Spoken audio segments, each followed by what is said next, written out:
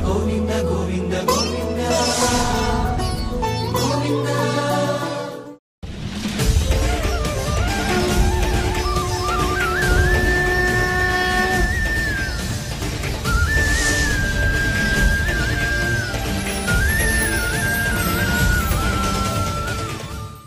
ఓం నమో వెంకటేశాయ. ఏడుకొండలవాడ వెంకటరమణ గోవింద గోవింద.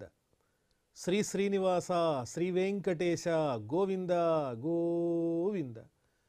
కలియుగ ప్రత్యక్ష దైవం శ్రీనివాస పరబ్రహ్మ అనుగ్రహ విశేషంతో శ్రీమద్భాగవతంలో అష్టమ స్కంధంలోని విశేషాలు యథాశక్తి తెలుసుకుంటూ ఉన్నాం. నారాయణం నమస్కృత్య నరం చైవ నరోత్తమం దేవీం సరస్వతీం వ్యాసం తతో జయముదీరయేత్. కశ్యప ప్రజాపతి అదితి దంపతులకు కుమారునిగా ఆ శ్రీ మహావిష్ణువు అవతరించాడు. శంఖ చక్రాలు అలాగే గద పద్మము ధరించి చక్కని స్వర్ణమయమైన కిరీటాన్ని కలిగి ఉన్నటువంటి వాడై కంఠమునందు వనమాల కౌస్తుభం అనేటువంటి మణిని ధరించినటువంటి వాడై శ్రీవత్సం అనేటువంటి చిహ్నంతో ఆ స్వామి అవతరించి నేనే శ్రీ మహావిష్ణువుని అని అందరికీ ప్రత్యక్షంగా తెలియచేస్తూ దివ్య రూపాన్ని పొందాడు. ఆ పరమాత్మను చూచి దేవతలందరూ ఆనందించారు, గంధర్వులు నాట్యం చేశారు. లోకమంతా కూడా ప్రశాంతంగా ఉంది. నదీ జలాలన్నీ కూడా కాలుష్యరహితంగా ఉన్నాయి. ఋతువులన్నీ కూడా వృద్ధి పొందుతూ ఉన్నాయి. అటువంటి ఆ పరమాత్మను చూచి ఈ శ్రీ మహావిష్ణువే మనకు కుమారునిగా కలిగాడు కదా అని అదితి పొంగిపోతూ ఉన్నది. అదేవిధంగా కశ్యప ప్రజాపతి కూడా లోకమంతా వ్యాపించినటువంటి వాడు, అన్ని రూపాలు అయిన పరమాత్మ ఇలా ఒక రూపాన్ని ధరించి మనకు కుమారునిగా కలగడం అనేది ఎంత అదృష్టమో కదా అని జయ జయధ్వానాలు చేస్తూ ఉన్నాడు ఆ ప్రజాపతి. యత్తద్వపుర్భాతి విభూషణాయుధైః అవ్యక్తచిద్వ్యక్తమధారయద్ధరిః బభూవతేనైవ సవామనో వటుః సంపశ్యతోర్దివ్యగతిర్యథా నటః. ఇలా అందరూ ఆ పరమాత్మను చూచి ఆనందిస్తూ ఉంటే అంతలోనే ఒక విచిత్రం జరిగింది. ఏమిటా విచిత్రం అంటే ఇంద్రియగోచరం కానటువంటి చైతన్య స్వరూపుడైన ఆ పరమాత్ముడు ఒక లీలను ప్రదర్శిస్తూ ఉన్నాడు. చక్కని ఆయుధ విశేషాలతోనూ భూషణాలతోనూ అవతరించిన ఆ పరమాత్ముడు ముందుగా ఆ విధంగా విష్ణువు రూపంలో కనిపించి అంతలోనే బభూవతే నైవ సవామనోవటు. అందరూ చూస్తుండగానే ఒక నటుడు ఏ విధంగానైతే తన రూపాలను మార్చుకుని రకరకాల పాత్రలతో జనాన్ని ఆనందింపజేస్తూ ఉంటాడో అలా ఒక విలక్షణమైనటువంటి నటుని వలె శ్రీ మహావిష్ణువు ముందు తానే విష్ణువునని ఆయుధములతో కనిపించి ఆ తరువాత ఆ నాలుగు బాహువులు లేకుండా ఆయుధాలు లేకుండా ఆ దివ్యమైన విష్ణు స్వరూపాన్ని ఒక్కసారి విడిచిపెట్టి వామన రూపాన్ని ధరించి అక్కడ అవతరించాడు. ఎలా ఉన్నాడా వామనమూర్తి అంటే వెంటనే ఉపనయనం చేయటానికి అర్హత కలిగినటువంటి వయస్సుతో కనిపిస్తూ ఉన్నాడు. ఒడుగు చేయదగిన వయస్సుతో ఒక బాలకుని వలె కనిపిస్తూ ఉన్నాడు. అందరూ చూస్తుండగానే ఆ శ్రీ మహావిష్ణు స్వరూపంలో సాక్షాత్తు ఒక వామనమూర్తి ప్రత్యక్షమై ఉన్నాడు. సంపశ్యతోర్దివ్యగతిర్యథా నటః. దివ్యమైనటువంటి చక్కని లీలలు జరిపించేటువంటి నటుని వలె మరి పరమాత్ముడు కూడా అటువంటి జగన్నాటక సూత్రధారి కదా. అందువల్ల ముందుగా విష్ణువుగా అందరికీ కనిపించి నేనే ఈ వామనమూర్తిని అన్నట్టుగా వామన రూపాన్ని ధరించాడు. తంవటుం వామనం దృష్ట్వా మోదమానా మహర్షయః కర్మాణి కారయామాసుః పురస్కృత్య ప్రజాపతిం. ఉపనయనం చేయటానికి తగినటువంటి ఒక చక్కని రూపంతో ఆ స్వామి అవతరించారు కాబట్టి అక్కడున్న మహర్షులంతా కశ్యప ప్రజాపతిని ముందుగా ఉంచి చేయవలసినటువంటి జాతకర్మ ఇత్యాది వైదిక కర్మలన్నీ కూడా నిర్వర్తించారు. తస్యోపనీయమానస్య సావిత్రీం సవితాబ్రవీత్ బృహస్పతిర్బ్రహ్మసూత్రం మేఖలాం కశ్యపో దదాత్. ఉపనయనం చేసుకునేటువంటి బ్రాహ్మణ రూపాన్ని వామన రూపాన్ని ధరించినటువంటి ఆ పరమాత్మకు సాక్షాత్తు ఆ సూర్య భగవానుడే మంత్రోపదేశం చేశారు. బృహస్పతిర్బ్రహ్మసూత్రం మేఖలాం కశ్యపో దదాత్. దేవగురువైనటువంటి బృహస్పతి యజ్ఞోపవీతాన్ని ఇస్తే తండ్రిగా ఉన్నటువంటి కశ్యప ప్రజాపతి మొలతాడిచ్చారు. దదౌ కృష్ణాజినం భూమి దండం సోమో వనస్పతి కౌపీనాచ్ఛాదనం మాతా ద్యౌశ్ఛత్రం జగతఃపతే. దేవతలు కానీ ఋషులు కానీ వామనమూర్తి అయినటువంటి శ్రీమన్నారాయణునకు కానుకలు సమర్పించుకుంటున్నారు. భూదేవి మృగచర్మాన్ని ఇచ్చింది. అలాగే ఓషధులన్నిటికీ అధిపతి అయినటువంటి వనస్పతి సోమ, ఓషధీసుడైన చంద్రుడు దండాన్ని ఇచ్చాడు. అదితి తల్లి కౌపీనాన్ని ఇస్తే ద్యౌహు ఛత్రం జగతఃపతే, జగత్తునకే పతి అయినటువంటి ఆ వామనమూర్తి అయిన శ్రీ మహావిష్ణువునకు ద్యౌహు ఆకాశం ఛత్రాన్ని ఇచ్చింది, అంటే గొడుగునిచ్చింది. కమండలుం వేదగర్భ కుశాన్ సప్తర్షయో దదుః అక్షమాలా మహారాజ సరస్వత్యవ్యయాత్మనః. సృష్టికర్త అయినటువంటి బ్రహ్మగారు వామనమూర్తికి కమండలాన్ని ఇచ్చారు. సప్తఋషులేమో దర్భలను అందించారు. సరస్వతీదేవి జపమాలను అక్షమాలను ఇచ్చింది. అక్షమాల మహారాజ సరస్వతి అవ్యయాత్మనః.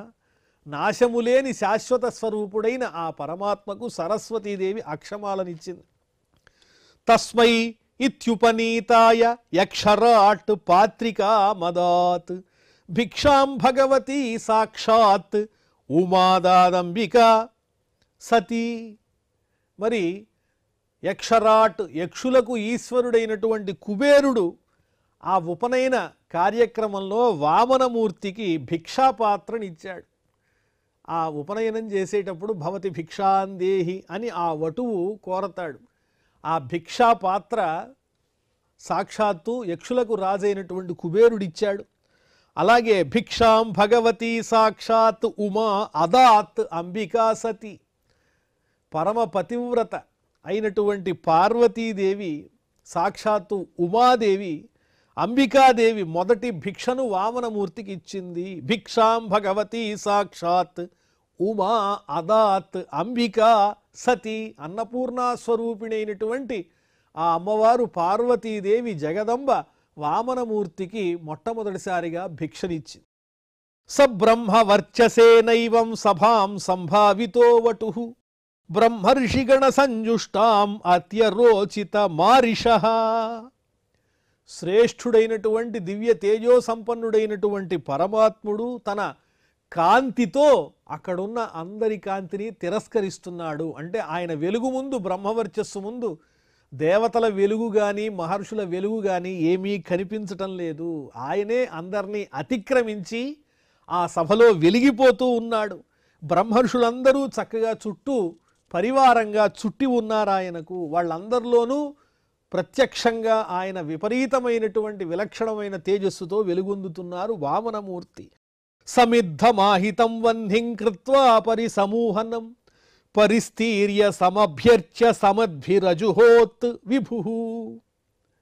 వెంటనే అగ్నిని పూజించారు వామనమూర్తి. ఉపనయనమైన తర్వాత చేయవలసినటువంటి కర్మలు ఏవైతే ఉంటాయో ఆ వైదిక కర్మలన్నీ ఆచరిస్తూ ఉన్నారు. అగ్నిని చక్కగా ప్రజ్వలింపజేసి అగ్నిని స్థాపించి దర్భలను పరిచి ఆ చుట్టూ ఉన్నటువంటి ప్రదేశాన్ని తుడిచి సమిధలతో అగ్నికి సంతృప్తి పరుస్తూ హోమాన్ని నిర్వహించారు.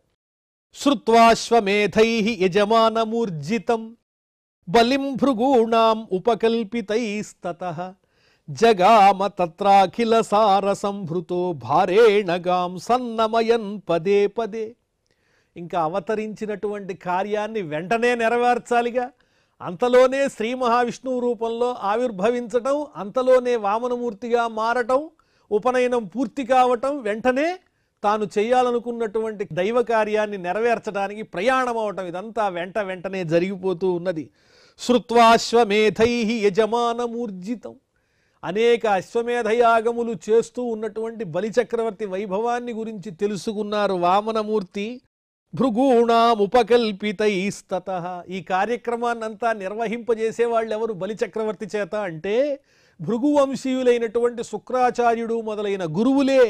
జగామ తత్రాఖిల సార సంభృతో, సమస్తమైనటువంటి జగత్తులను తన బొజ్జలో దాచుకున్నటువంటి ఆ పరమాత్ముడు ఆ భారాన్ని మోస్తున్నట్లుగా నెమ్మదిగా అడుగులు వేసుకుంటూ ఎక్కడైతే ఆ బలిచక్రవర్తి యాగాలు చేస్తూ ఉన్నాడో గురువుల పర్యవేక్షణలో ఆ ప్రదేశానికి బయలుదేరి వెడుతున్నారు. భారేణగాం సన్నమయన్ పదే పదే, ప్రతి అడుగులోనూ తన యొక్క బరువుతో భూమిని కదిలిస్తున్నారా అన్నట్లుగా మెల్లమెల్లగా అడుగులు వేసుకుంటూ బయలుదేరి వెడుతున్నారు వామనమూర్తి. తం నర్మదాయాస్తట ఉత్తరే బలే ఏ ఋత్విజస్తే భృగుకచ్చ సంజ్ఞకే ప్రవర్తయంతో భృగవక్రతూత్తమం వ్యచక్షతారాత్ ఉదితం యథా రవిం. అల్లంత దూరంలో నర్మదా నదీ తీరంలో, ఆ నర్మదా నదీ తీరం ఉత్తర భాగంలో ఆ బలిచక్రవర్తి యజ్ఞం చేస్తూ ఉంటే ఋత్విక్కులంతా చక్కగా మంత్రోచ్చారణం చేస్తున్నారు. ఆ ప్రదేశం పేరేమిటి అంటే భృగుకచ్చము అని చెప్పారు. ఆ బలిచక్రవర్తి ఎక్కడున్నాడు? నర్మదా నదీ తీరానికి ఉత్తర భాగంలో భృగుకచ్చం అనేటువంటి ప్రదేశంలో ఉన్నాడు. అక్కడ ఈ శుక్రాచార్యాది గురువులంతా కూడా ఆ క్రతువులను చేయిస్తూ ఉన్నారు ఆ బలిచక్రవర్తి చేత. యచక్షతారాత్ ఉదితం యథా రవిం. అంతలోనే ఉదయించినటువంటి సూర్య భగవానుని వలె తేజస్సుతో మెరిసిపోతూ ఉన్నటువంటి ఆ వామనమూర్తిని ఆ యజ్ఞవాటికలో ఉన్న ఋషులు కానీ శుక్రుడు ఇత్యాది గురువులు కానీ బలిచక్రవర్తి అందరూ చూచారు. చూచి ఆశ్చర్యపోయారు. ఏమిటి రూపం? వామన రూపం ఎంతో కాంతితో ప్రకాశిస్తూ ఉంది, విలక్షణంగా ఉంది. ఎప్పుడూ చూడలేదు ఇంత తేజస్సు. బ్రహ్మ తేజస్సంతా ఒక చోట పోత పోసినట్లుగా ఉన్నది. తే ఋత్విజో యజమాన సదస్యాః హతత్విషో వామన తేజసా నృప సూర్యః కిలా యాతి ఉత వా విభావసుః సనత్కుమారోధ దిదృక్షయా క్రతోః. ఆ ఋత్విక్కులు అనుకున్నారు, యజ్ఞవాటికలో ఉన్న ఋత్విక్కులు, యజమానులు, సదస్యులు వీళ్ళంతా ఈ వామనమూర్తి యొక్క తేజస్సు చేత హతత్విష, తిరస్కరింపబడిన తేజస్సు కలిగినటువంటి వారై, ఆయన తేజస్సే బ్రహ్మాండంగా వెలిగిపోతోంది. మిగతా వాళ్ళంతా పగటిపూట అగ్నిలాగా తేజస్సు లేని వాళ్ళు అవుతున్నారు. సూర్యకిలా, వచ్చేవాడు సాక్షాత్తు సూర్య భగవానుడా? లేకపోతే విభావసు, అగ్నిదేవుడే వస్తున్నాడా? లేకపోతే సనత్కుమారోధ దిదృక్షయా క్రతో, ఈ క్రతువుని చూడటం కోసం సనత్కుమారుల వారే విచ్చేస్తున్నారా అనేటువంటి భ్రాంతితో ఆ వామనమూర్తిని దర్శిస్తూ ఉన్నారు. ఆశ్చర్యచకితులవుతూ ఉన్నారు అద్భుతమైన ఆ వామనమూర్తి యొక్క రూపాన్ని చూచి. శంభుండో హరియో పయోజ భవుడో చండాంశుడో వహ్నియో దంభాకారత వచ్చెగాక ధరణిన్ ధాత్రీసురుండెవ్వడు ఈ శుంభద్యోతనుడు ఈ మనోజ్ఞతనుడంచున్ విస్మయభ్రాంతులై సంభాషించిరి బ్రహ్మచారిగని తత్సభ్యుల్ రహస్యంబుగన్. ఆ యజ్ఞం దగ్గర ఉన్నటువంటి ఋత్విక్కులు కానీ ఆచార్యులు కానీ వాళ్ళల్లో వాళ్ళు గుసగుసలు ఆడుకుంటున్నారు. ఎవరి వచ్చేటువంటి మహానుభావుడు? సాక్షాత్తు పరమశివుడా? లేకపోతే శ్రీ మహావిష్ణువా? బ్రహ్మగారా? త్రిమూర్తులా? చండాంశుడు? లేకపోతే సూర్య భగవానుడా? అగ్నిదేవుడా? ఈ రూపంతో వస్తున్నారు. ఒక రూపాన్ని ధరించి ఈ మహాత్ములు ఎవరో వస్తున్నారు కదా, ఎవరి బ్రాహ్మణోత్తముడు అని చెప్పి వాళ్ళంతా ఆశ్చర్యచకితులై, ఇంత మనోజ్ఞమైనటువంటి మనోహరమైన దివ్యమైన రూపాన్ని ఏనాడు మేము చూచి ఎరుగం కదా, ఇంత తేజస్సు కలిగిన వాళ్ళు ఎక్కడా లేరు అని ఆ బ్రహ్మచారి అయినటువంటి వామనమూర్తిని చూచి రహస్యంగా గుసగుసలాడుకుంటున్నారు. ఇత్థం సశిష్యేషు భృగుష్వనేకథ వితర్క్యమాణో భగవాన్ సవామనః ఛత్రం సదండం సజలం కమండలం వివేశ బిభ్రద్ధయమేధవాటం. ఈ విధంగా ఆ భృగువంశీయులైనటువంటి బ్రాహ్మణోత్తములు శుక్రాచార్యుల వారు తమ శిష్యులతో పాటు అనేక రకాలుగా మాట్లాడుకుంటూ ఎవరో ఎవరో ఎవరో అని ఆలోచిస్తూ ఉంటే, తర్కిస్తూ ఉంటే, పరమాత్ముడైనటువంటి ఈ వామనమూర్తి ఆకాశం ఇచ్చినటువంటి ఛత్రాన్ని ధరించినటువంటి వారై దండాన్ని ధరించి నీటితో కూడినటువంటి కమండలాన్ని పట్టుకుని ఆ యజ్ఞవాటికలో ప్రవేశించారు. అందరూ చూస్తూ ఉండంగా మౌంజ్యా మేఖలయా వీతముపవీతా జినోత్తరం జటిలం వామనం విప్రం మాయా మాణవకం హర్యం. ముంజగడ్డితో చేయబడినటువంటి మొలతాడు ఉన్నది. అదేవిధంగా చక్కగా ఉపనయనమైంది కదా, ఆ యజ్ఞోపవీతం కనిపిస్తూ ఉన్నది. జింక చర్మాన్ని ధరించి ఉన్నారు. ఇవన్నీ ధరించి జటాజూటం ఉన్నది. శిరస్సున జటాజూటం ప్రకాశిస్తోంది. అంటే కేశములన్నీ చక్కగా పద్ధతిగా కట్టివేయబడి ఉన్నాయి. పరమశివుని యొక్క శిరస్సును ఉండేటువంటి జటాజూటంలాగా మెరిసిపోయేటువంటి జటాజూటం అది. మాయారూపంలో ఉన్నటువంటి ఒక బ్రాహ్మణోత్తముడా, మాయా బ్రహ్మచార్య అన్నట్లుగా ఆ వామనమూర్తి వస్తూ ఉన్నారు. ఆయన ఎవరో కాదు, సాక్షాత్తు శ్రీహరియే, ఆ శ్రీ మహావిష్ణువే. ప్రవిష్టం వీక్ష్య భృగవః సశిష్యాస్తే సహాగ్నిభిః ప్రత్యగృహ్ణన్ సముత్థాయ సంక్షిప్తాస్తస్య తేజస. ఆ భృగువంశ బ్రాహ్మణులంతా కూడా ఈ దివ్య తేజస్సు చూసి ఆశ్చర్యపోయి, మహానుభావులు వస్తున్నారు ఈ యజ్ఞానికి, యజ్ఞం సార్థకం అయిపోయింది, ఫలవంతం అయిపోయింది అని మనస్సులో ఎంతో ఆనందాన్ని పొందుతూ వాళ్ళంతా అగ్నిని తీసుకుని పవిత్రంగా ఎదురేగి ఆ వామనమూర్తికి వేదమంత్రోచ్చారణములతో స్వాగతాన్ని చెబుతూ ఉన్నారు. శిష్యాహ శిష్యులతో కూడి, సహాగ్నిభి అగ్నులతో కూడి వెళ్ళి వాళ్ళ స్థానం నుంచి లేచి వెళ్ళి ఆయన తేజస్సును చూసి అచ్చరు పొందుతూ సంక్షిప్తాహ, ఆయన తేజస్సు చేత వీళ్ళ తేజస్సు తిరస్కరింపబడుతూ ఉన్నది. ఆ విధంగా వీళ్ళంతా వెళ్ళి వామనమూర్తికి చక్కగా దివ్యమైన సత్కారాన్ని అందించారు. యజమాన ప్రముదితో దర్శనీయం మనోరమం రూపానురూపావయవం తస్మై ఆసనమాహరత్. ఆ యజమాని అయినటువంటి బలిచక్రవర్తి ఎంతో ఆనందంగా చూడదగినటువంటి వామనమూర్తి రూపాన్ని ప్రత్యక్షంగా అలా వీక్షించినటువంటి వాడే, ఎంత మనోహరంగా ఉంది ఈ రూపం అని అచ్చరు అంది. రూపానురూపావయవం, ఆయన రూపానికి తగినట్లుగానే ఆయన అవయవాలన్నీ కుదిర్చినట్లుగా చక్కగా ఉన్నాయి. వామనమూర్తి కాబట్టి వామనమూర్తికి తగినటువంటి అందమైన చక్కని ఆ స్వరూపంతో ప్రకాశించేటువంటి చేతులు కానీ పాదాలు కానీ అందంగా ఉన్నాయి. తస్మై ఆసనమాహరతు, ఆ బలిచక్రవర్తి దివ్యమైన సముచితమైన ఆసనాన్ని ఆ వామనమూర్తికి చూపించారు. స్వాగతేనాభినంద్యాథ పాదౌ భగవతో బలి అవనిద్యార్చయామాస ముక్త సంగం మనోరమం. ఏ సంగము లేనటువంటి వాడు మనోహరుడైనటువంటి పరమాత్మ స్వరూపుడైన ఆ శ్రీ మహావిష్ణు స్వరూపుడైనటువంటి వామనమూర్తికి చక్కని స్వాగతాన్ని పలికి సంతోషపెట్టి పూజ చేసి పాదములను చక్కగా ప్రక్షాళన చేశాడు, కడిగాడు బలిచక్రవర్తి. అవనిద్య అర్చయామాస, ఆ పాదములను అర్చించాడు. ఇది నా భాగ్యం అనుకున్నాడు. ఇంత దివ్య తేజస్సుతో కూడినటువంటి పరమ పావనమూర్తి ఈ యజ్ఞవాటికి వచ్చారు అంటే ఈ యజ్ఞం సఫలమైనట్టుగానే భావించాడు బలిచక్రవర్తి. తత్పాద శౌచం జనకల్మషాపహం సధర్మ విన్మూర్ధ్య దధాత్ సుమంగళం యద్దేవదేవో గిరిశ్చంద్రమౌళి దధార మూర్ధ్నా పరయా చ భక్త్యా.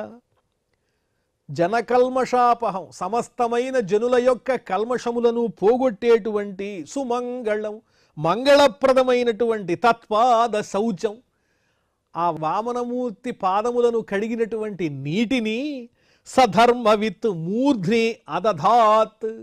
బలిచక్రవర్తి ధర్మం తెలిసినవాడు కదా, బలిచక్రవర్తి ఆ వామనమూర్తి పాదాలను కడిగి దివ్యమైనటువంటి ఆ నీటిని శిరస్సున ధరించాడు. యద్దేవదేవో గిరిశ్చంద్రమౌళి, ఆ శ్రీ మహావిష్ణువు పాదం నుంచి ఉద్భవించినటువంటి ఆ గంగా నదిని సాక్షాత్తు పరమేశ్వరుడు తన శిరస్సున ధరిస్తాడు. ఆ విధంగా ఆ పరమాత్మ శ్రీ మహావిష్ణువు యొక్క పాద తీర్థాన్ని తన శిరస్సున ధరించాడు బలిచక్రవర్తి అని వర్ణించి చెబుతూ ఉన్నారు. బలిరువాచ, ఈ విధంగా చక్కని పూజ చేసి సన్మానం చేసి ఆసనమిచ్చి కూర్చోబెట్టి పాదాలు గడిగి ఆ పాదతీర్థాన్ని శిరస్సున తల్లుకుని బలిచక్రవర్తి వామనమూర్తితో ఈ విధంగా మాట్లాడుతున్నారు. స్వాగతంతే నమస్తుభ్యం బ్రహ్మన్ కింకరవాణితే బ్రహ్మర్షీణాం తపస్సాక్షాత్ మన్యే త్వార్య వపుర్ధరం. ఓ మహానుభావ బ్రాహ్మణోత్తమ, నీకు నమస్కారము, ఇదే మా స్వాగతము. నీకేం కావాలో చెప్పు, నువ్వేం చెప్తే అది చేస్తా, ఏం కావాలో కోరుకో. బ్రహ్మర్షీణాం తపస్సాక్షాత్ వపుర్ధరం సాక్షాత్ మన్యే. బ్రహ్మర్షులైనటువంటి వారి యొక్క తపశ్శక్తి అంతా ఒక రూపాన్ని ధరిస్తే ఎలా ఉంటుందంటే నీలాగే ఉంటుంది. అలాంటి బ్రహ్మర్షుల యొక్క శక్తియే, తపశ్శక్తియే ఒక రూపం ధరించి వచ్చిందా స్వామి, నీవా బ్రహ్మర్షుల యొక్క తపశ్శక్తివా, ఎవరు నువ్వు, నీకేం కావాలో కోరుకో అన్నాడు. అద్యనః పితరస్తృప్తాః అద్యనః పావితంకులం అద్య స్విష్టః క్రతురయం యద్భవాన్ ఆగతో గృహాన్. ఈనాడు మా వంశంలో పితృదేవతలందరూ తరించారు, వాళ్లకు ఉత్తమ లోకాలు లభించినాయి. ఈనాటికి మా వంశం అనేది పవిత్రమయ్యింది, మీ వంటి మహాత్ములు ఈ యజ్ఞానికి రావటమే మా అదృష్టం అంటున్నాడు బలిచక్రవర్తి. అద్య స్విష్టః క్రతురయం, ఈనాటికి ఈ క్రతువు సుసంపన్నమైనది, సార్థకమైనది, యజ్ఞ ఫలితం మాకు దక్కింది. యద్భవానాగతో గృహాన్, మా యజ్ఞవాటికకు నీవెప్పుడైతే వచ్చావో అప్పుడే యజ్ఞ ఫలితం నాకు దక్కింది. ఇదే యజ్ఞ ఫలితం, నీ వంటి మహాత్ముని దర్శనమే. అద్యాగ్నయో మే సుహృతా యథావిధి ద్విజాత్మజత్వచ్చరణావనే జనైః హతాం హసోవార్భిర్యంచ భూరహో తథా పునీతా తనుభిః పదైస్తవ. ఈ యజ్ఞంలో ఉన్నటువంటి అగ్నులన్నీ ఏవైతే ఉన్నాయో ఆ అగ్నులు చక్కగా హవిర్భాగాలు అందించబడినవిగా అవుతున్నాయి. ఆ యజ్ఞములో అగ్నులకిచ్చేటువంటి ఆ పురోడాశం అనేది ఈనాటికి సార్థకమయ్యింది.